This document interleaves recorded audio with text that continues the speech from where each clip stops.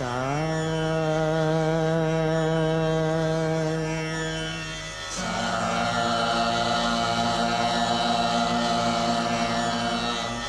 പാ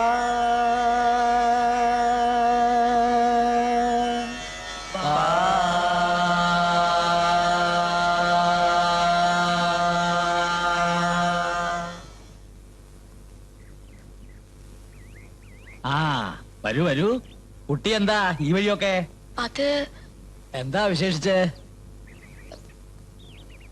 ഞാനൊരു കാര്യം പറയാൻ വന്നതാ. എന്താ പറഞ്ഞോളൂ.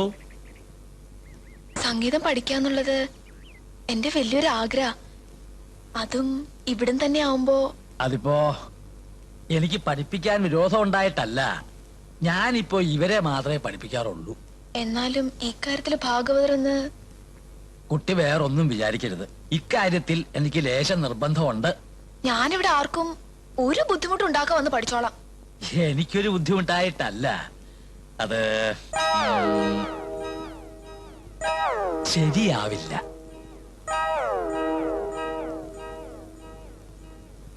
എങ്കി പിന്നെ ഞാൻ ഇറങ്ങട്ടെ.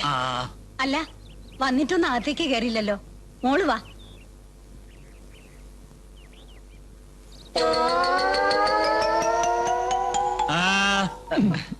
ആ കുട്ടി ഒന്ന് സംഗീതം പഠിച്ചു വെച്ച് ഇവിടെ ഇപ്പൊ എന്താ കുഴപ്പം? കുഴപ്പമുണ്ട്. സംഗീതത്തിന്റെ പേരും പറഞ്ഞ് എന്ത് ധൈര്യത്തിലാ ഞാൻ ഒരു പെൺകുട്ടി ഇവിടെ കയറ്റിയിരുന്നത്? അച്ഛാ, ഞാൻ അകത്ത് പോയി കുറച്ച് സംഭാരം കുടിച്ചിട്ട് വരട്ടെ. ഇത് തന്നെയാ ഇതിന്റെ കുഴപ്പം. ഒരു പെൺകുട്ടി അകത്തോട്ട് കാലെടുത്ത് വെച്ചില്ല, അതിനു മുമ്പേ തുടങ്ങി വാനരപ്പടയ്ക്ക് ദാഹം. പാടുക.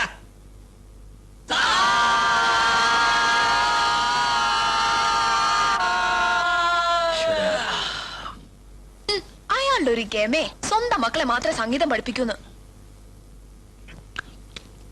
എന്റെ കുട്ടി നീ ഒന്ന് അടങ്ങി നിൽക്ക്. അയാൾക്ക് സൗകര്യമുള്ളവരെ പഠിപ്പിക്കട്ടെ. എന്നാ മുത്തശ്ശനൊന്ന് കേട്ടോ. സംഗീതം പഠിപ്പിക്കാൻ അയാൾക്ക് വൈകി വേണ്ട. ഞാൻ വേറൊന്ന് പഠിക്കാൻ തീരുമാനിച്ചിട്ടുണ്ട്. അതെന്തോന്നാ? അതൊക്കെ മുത്തശ്ശൻ കണ്ടോ.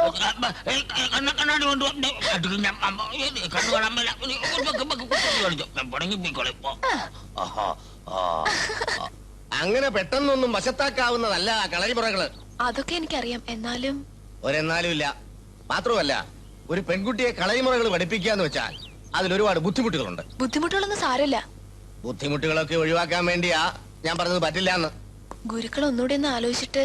ഇല്ല, ഞാനൊരു തീരുമാനം പറഞ്ഞാ പിന്നെ ആരും എന്നെ അതിൽ നിന്ന് പിന്തിരിപ്പിക്കുന്നത് എനിക്ക് ഇഷ്ടമുള്ള കാര്യമല്ല. പെൺകുട്ടികളെ കളരിമുറ പഠിച്ചു വെച്ച് അത്ര വലിയ കുഴപ്പമൊന്നും വരാൻ പോകുന്നില്ലല്ലോ.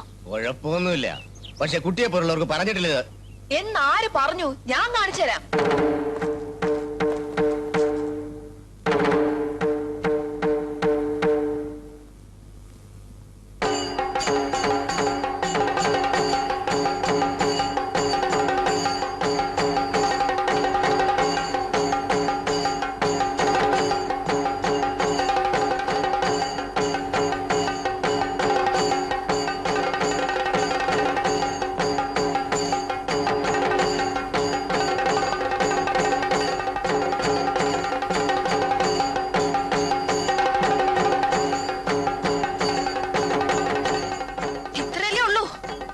ഞാൻ പറഞ്ഞല്ലോ, എന്റെ മക്കളെ അല്ലാതെ മറ്റാരെയും പഠിപ്പിക്കാൻ എനിക്ക് താല്പര്യമില്ലെന്ന്. ഓ, ഇതെന്തൊരു നാടാ!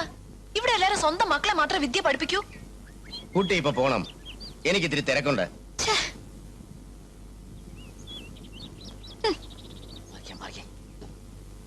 അച്ഛാ, ആ പെണ്ണ് ഞങ്ങളുടെ കൂടെ കളരി പഠിച്ചു വെച്ച് അച്ഛൻ എന്താ ഒരു കുഴപ്പം? കുഴപ്പമുണ്ട്. ആ പെണ്ണും പോയിട്ട് പഠിക്കില്ല, നിങ്ങളും പഠിക്കില്ല. ഞങ്ങള് പഠിച്ചോളാച്ചാ.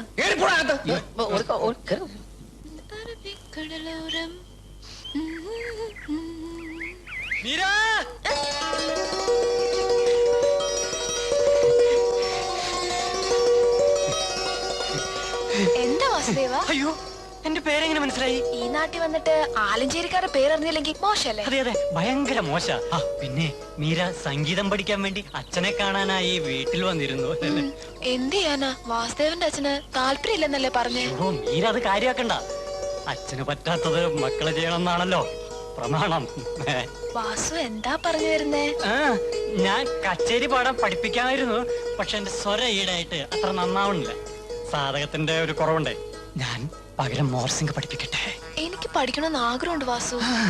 പക്ഷെ എവിടെ വെച്ചാ പഠിക്കുക? മീര താമസിക്കുന്ന വീടിനടുത്തുള്ള കളപ്പുരയിലായിക്കോട്ടെ, അതാവുമ്പോ അച്ഛനറിയില്ലല്ലോ. തമ്പുരാന്മാർക്ക് തോന്നാത്ത സന്മനസ് ഏതായാലും മക്കൾക്ക് തോന്നിയ നന്നായി. വരട്ടെ വാസു. ഉം.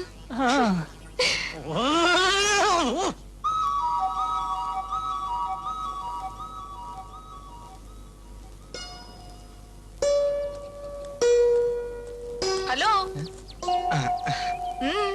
എന്റെ പേര് ഗോപൻ, ആലഞ്ചേരിയിലെ. അറിയാം, ഗുരുക്കളുടെ മൂത്ത മോനല്ലേ? അതെ.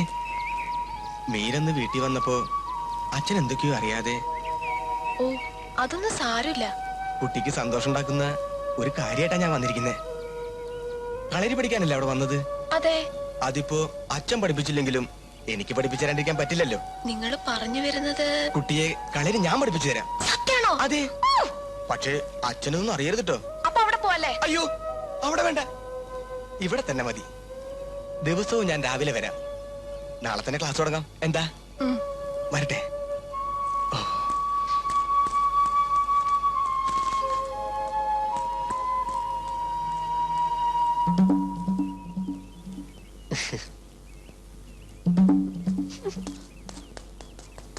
അയ്യോ, വീണില്ല. എന്റെ പേരറിയോന്ന് അറിയില്ല. എനിക്കറിയാം. ഉണ്ണിന്നല്ലേ പേര്? അയ്യോ, അതെങ്ങനെ മനസ്സിലായി?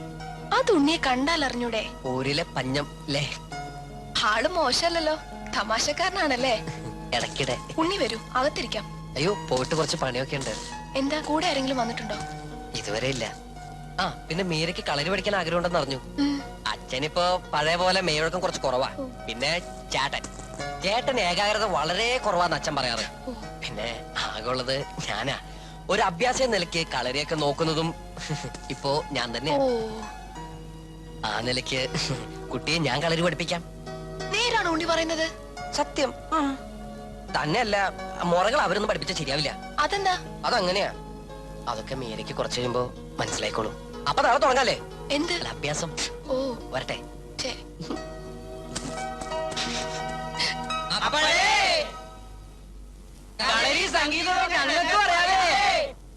ഒന്ന് കളയും ഞാൻ. എന്റെ മക്കളെ മാത്രമല്ല എനിക്ക് ശിക്ഷിക്കാൻ അവകാശമുള്ളത്. ആലഞ്ചേരിയിൽ ഒരൊറ്റ ആന്തരിയും ഞങ്ങൾ പറയുന്നതിനപ്പുറം പോകണ്ട. പോയാൽ അവര് പടിക്ക് പുറത്തായിരിക്കില്ല, അകത്ത്. നാടുമുറ്റത്തൊരു കുഴിയെടുക്കും. അതിനും മടിയൊന്നുമില്ല ആലഞ്ചേരി തമ്പുരാക്കന്മാർക്ക്. അല്ലേ, ഒരു പെണ്ണ് വന്ന് ചിരിച്ചപ്പോ മയങ്ങി അങ്ങോട്ട് വീണു. അവനവന്റെ നിലയും വിലയും മറന്നു.